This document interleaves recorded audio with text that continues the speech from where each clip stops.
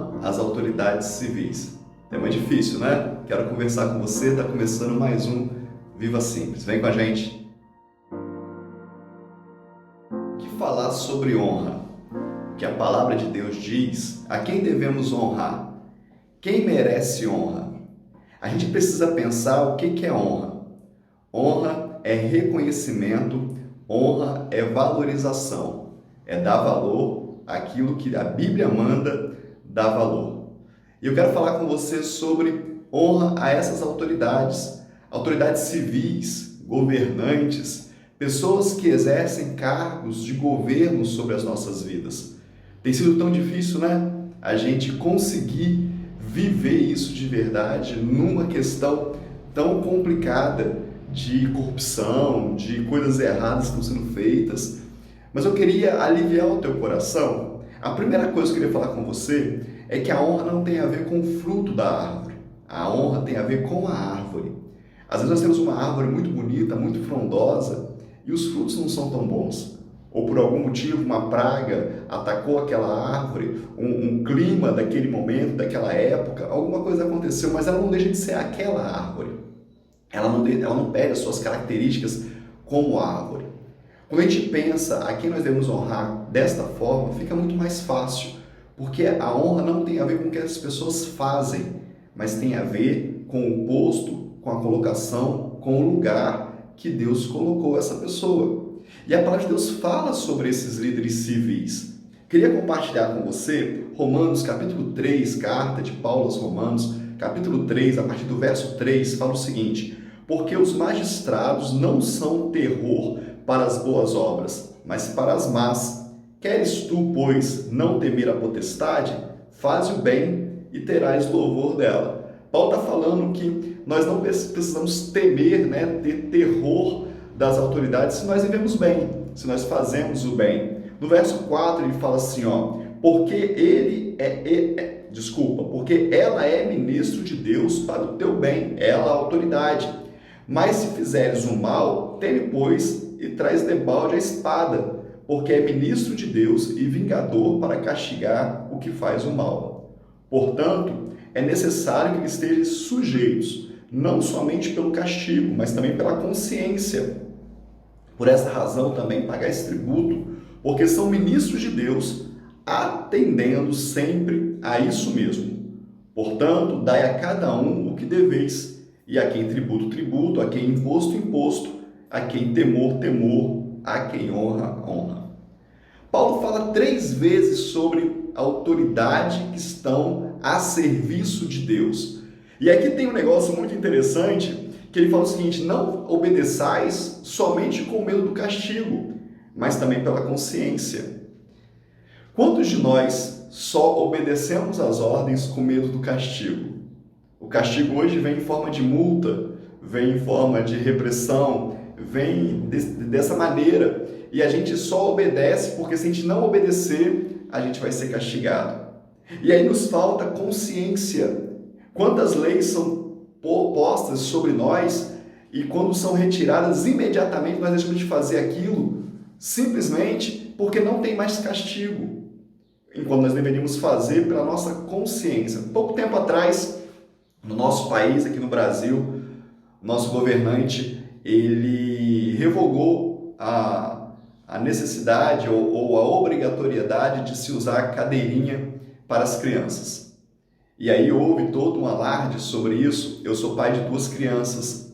E a minha questão é a seguinte: independente do que diz os governantes, eu preciso cuidar das minhas crianças. Se eu achar que não é necessária a cadeirinha, não é necessária a cadeirinha, mas eu sou responsável por eles. Se eu achar que é responsável, eu devo cuidar dos meus filhos. É disso que está falando. Não estou discutindo com você se está certo ou se está errado. Eu estou dizendo para você que precisa ter uma consciência. Cada um precisa ter a sua consciência e desejar obedecer, entender, avaliar essas autoridades. E aí eu comecei falando com você sobre honra. E eu queria falar com você repetir com você que honra é valorizar, é reconhecer. Agora, como fazer isso? Como desempenhar esse papel? A primeira coisa é entender que toda autoridade foi autorizada por Deus, foi colocada por Deus, foi posta por Deus. Entender que nós precisamos viver debaixo da autoridade que Deus permitiu muitas vezes por causa do nosso comportamento, por causa da nossa cultura, por causa das nossas decisões. Se você olhar os textos bíblicos, você vai ver que Deus permitiu alguns reis maus sobre o seu povo. Mas por que Deus permitiu? Porque o povo caminhou nessa direção. O povo desejou andar nessa direção. E Deus deixou. Hoje também acontece da mesma forma. E é por isso que a igreja precisa desempenhar esse papel tão fundamental, de ser aquela que denuncia, o profeta, aquele que fala do que está acontecendo no mundo, de acordo com a palavra de Deus, confrontando com a palavra de Deus. Dizendo, olha, isso vai acontecer mesmo, é assim que vai acontecer. Nós precisamos ser luz e sal, ocupar esse lugar, entender isso como pessoa, mas também como igreja, como corpo de Cristo. A gente precisa ter a consciência do papel que nós desempenhamos. Nós não somos luz e sal porque nós pensamos mais, porque nós refletimos mais, porque nós sabemos mais. Nós somos luz e sal porque o Espírito Santo de Deus habita em nós e traz em nós uma consciência, traz em nós um discernimento das coisas de Deus. E nós somos boca de Deus neste lugar. Nós somos boca de Deus onde Deus nos plantou, na cidade onde você está, no país onde você está, no estado onde você está, na empresa que você está, com todo respeito, com toda temperança, com todo equilíbrio, mas ser boca de Deus e entender o que está acontecendo. Primeiro carta de Timóteo, capítulo 3, verso 7, fala assim: convém também que tenha bom testemunho dos que estão de fora, para que não caia em afronta e nos laços do diabo. Nós, como igreja, precisamos dar bons testemunho. E aí passa por esse momento. Tem tantos relatos maravilhosos, fantásticos sobre essa atitude. Tem igrejas que prosperaram porque começaram a entender o que é honrar as autoridades. Deixa eu te falar, a igreja é solução da cidade. A igreja é solução para o povo. Enquanto nós invertemos esse papel, enquanto nós nos colocamos na condição de nós sermos os necessitados das ações governamentais, nós perdemos o lugar que Deus nos deu. O lugar que Deus nos deu é um lugar de relevância. Então nós podemos abençoar, nós podemos orar, nós podemos de fato definir o que nós queremos viver como igreja do Senhor Jesus. Eu quero desafiar você. Honre as autoridades, honra aqueles que estão sobre a sua vida, como governantes. E eu queria terminar com você, queria caminhar para o tempo, dizendo para você, olha só, 1 Pedro 2, verso 17, fala assim: honrai a todos, amai a fraternidade, temei a Deus e honrai ao Rei. Quando estamos contra o que Deus está fazendo, nós abrimos mão da bênção e abrimos uma brecha de maldição sobre as nossas vidas. Não honre só porque você pode ser castigado. Respeite, valorize.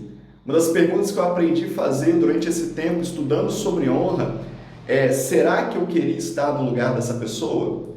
Será que eu queria estar no lugar do delegado de polícia, do prefeito, do deputado, do governador, do presidente da república, do ministro, do secretário? Será que eu gostaria de estar vivendo o que ele está vivendo, a pressão que ele está vivendo, as responsabilidades que ele está vivendo?